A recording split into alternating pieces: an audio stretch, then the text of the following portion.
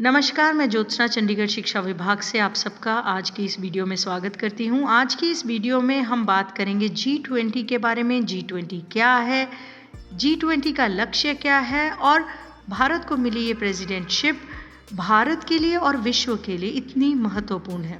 चलिए शुरू करते हैं आज का वीडियो।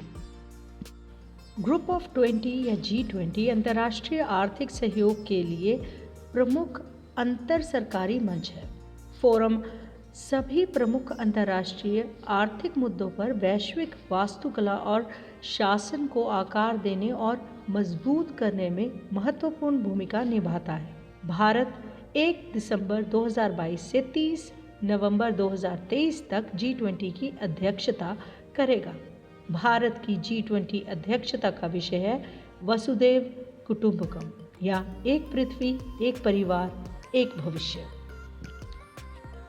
द ग्रुप ऑफ 20 या G20 19 देशों का समूह है, जिसमें Argentina, Australia, Brazil, Canada, China, France, Germany, India, Indonesia, Italy, Japan, Republic of Korea, Mexico, Russia, Saudi Arabia, south Africa, Turkey, United kingdom और यूनाइटेड स्टेट्स ऑफ अमेरिका शामिल है। इसी के साथ 20वां इनका साथी है यूरोपियन यूनियन।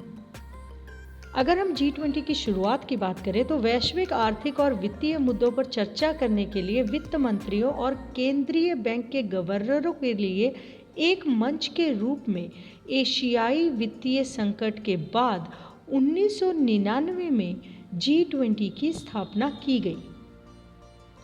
2007 के वैश्विक आर्थिक और वित्तीय संकट के मद्देनज़र G20 को राज्य सरकार के प्रमुखों के स्तर पर अपग्रेड किया गया था और 2009 में अंतर्राष्ट्रीय आर्थिक सहयोग के लिए प्रमुख मंच नामित किया गया था।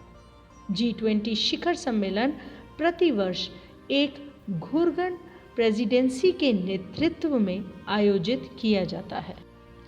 घूर्णन का मतलब है रोटेटिंग। ये प्रेसिडेंसी हर साल बदलती रहती है।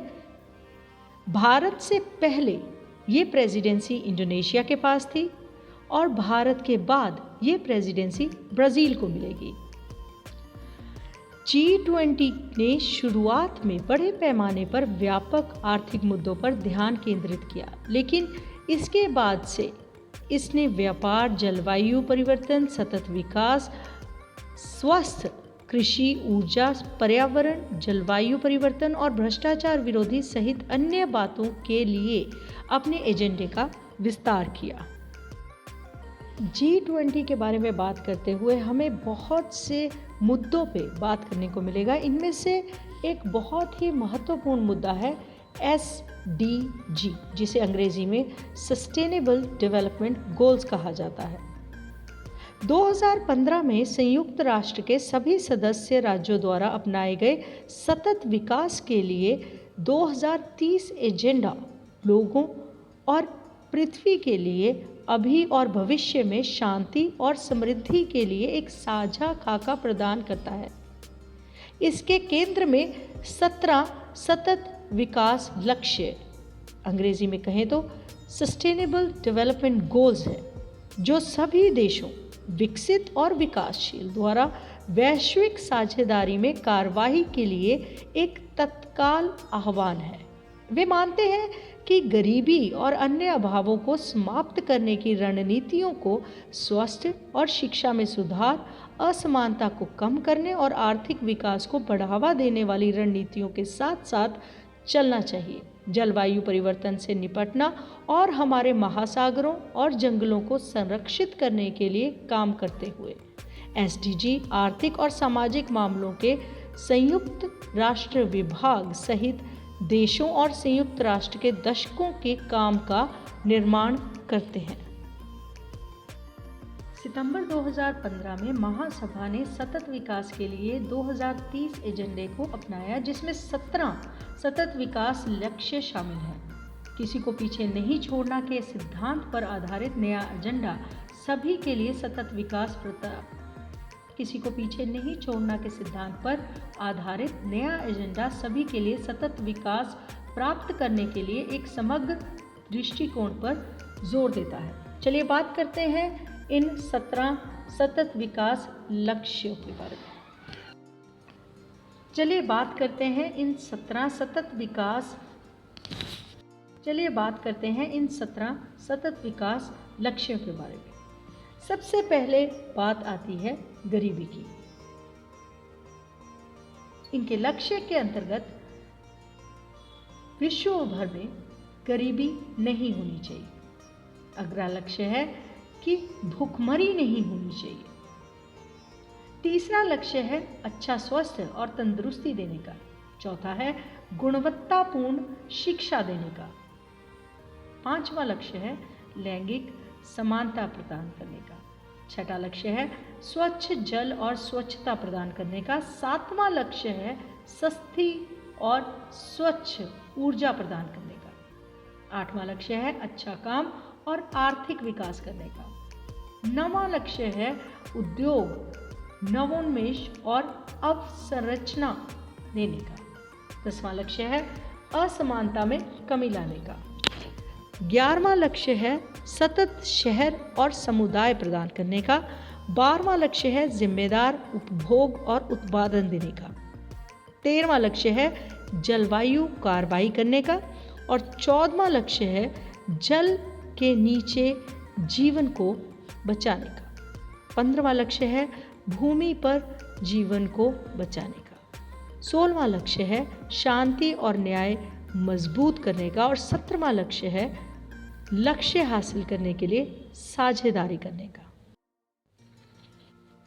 भारत के G20 प्रेसिडेंसी का विषय वसुधैव कुटुंबकम या एक पृथ्वी एक परिवार एक भविष्य है। यह महाउपनिषद के प्राचीन संस्कृत पाठ से लिया गया है।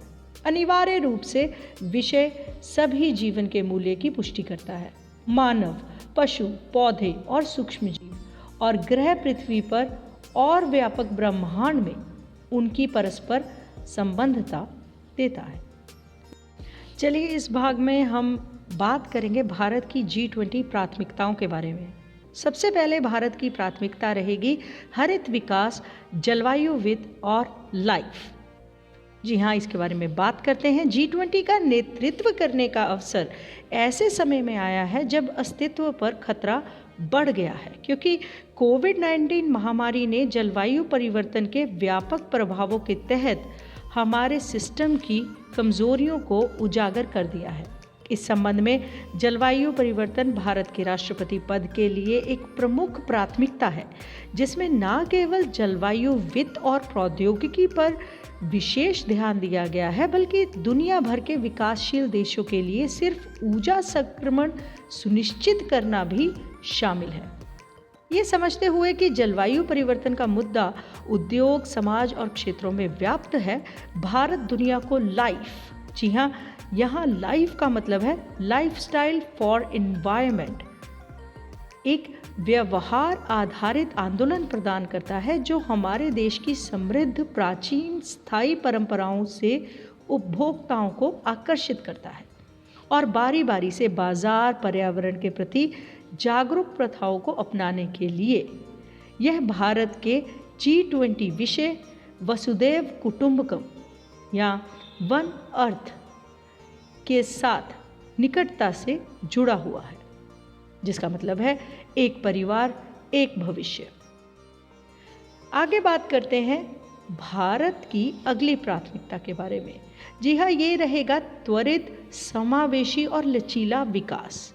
सतत विकास के लिए एक त्वरित, लचीला और समावेशी विकास आधारशिला है।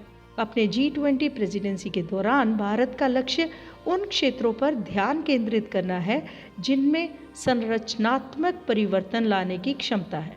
इसमें वैश्विक व्यापार में MSME के एकीकरण में तेजी लाने, विकास के लिए व्यापार की भावना लाने, श्रम अधिकारों को बढ़ावा देने और श्रम कल्याण को सुरक्षित करने, वैश्विक कौशल अंतर को दूर करने और समावेशी कृषि मूल्य श्रृंखला और खाद्य प्रणाली आदि का निर्माण करने की महत्वाकांक्षा शामिल है। आगे बढ़ते हुए हम उस विषय पे बात करेंगे जिस पे हमने पहले भी पूरी डिटेल में बात की है। जी हाँ, ये है एसडीजी। एसडीजी पर प्रगति लाना भारत की एक मुख्य प्राथमिकता रहेगी। भारत की G20 अध्यक्षता 2030 एजेंडा के महत्वपूर्ण मध्य बिंदु से टकराती है।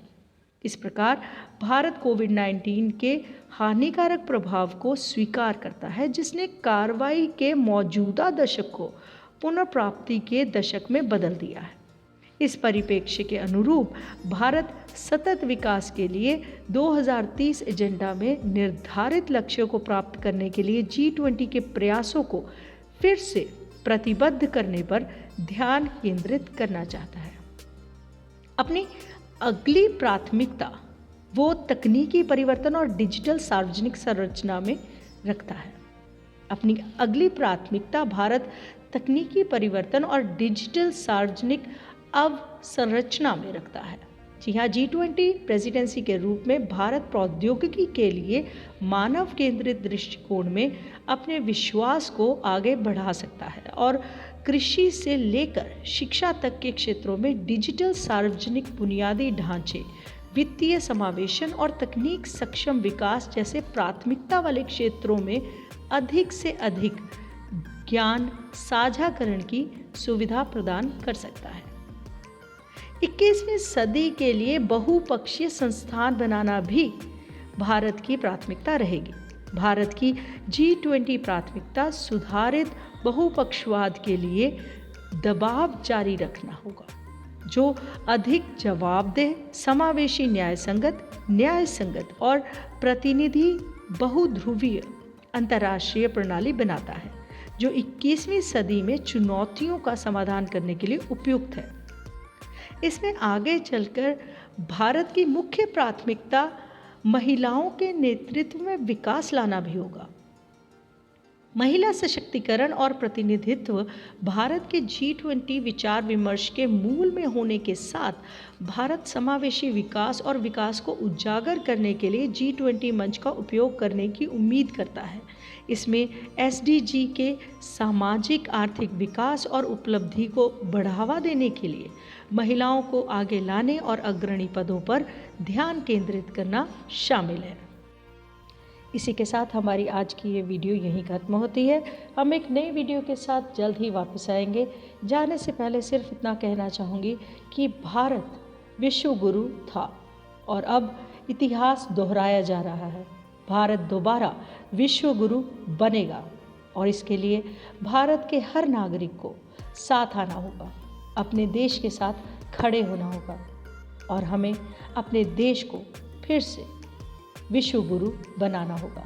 देश की प्राथमिकताओं को अपनी प्राथमिकता बनाना होगा और एक अच्छे नागरिक का रोल निभाना होगा। जल्द ही वापस आएंगे एक नई वीडियो के साथ। तब तक के लिए स्वस्थ रहिए, सुरक्षित रहिए तथा हमेशा कुछ ना कुछ सीखते रहिए। जय हिंद।